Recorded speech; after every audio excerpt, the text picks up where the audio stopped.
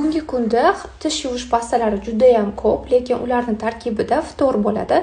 Ftor esa inson uchun juda ham zararli hisoblanadi. Misvoq esa bu tibbiy jihatdan tishni oqartirishga, mustahkamlashga yordam beradi. Og'izdagi mikroblarni yo'q qiladi, nafasni yoqimli qiladi, tish og'rig'ini kamaytiradi, ichki a'zolarga ham foyda beradi. Qon aylanishini, hazmga ijobiy ta'siri borligi ham aniqlangan. Qachon misvoq ishlatish sunnat hisoblanadi? Agarda bu haqida bilmasangiz, hozir men sizga bu haqida aytib beraman.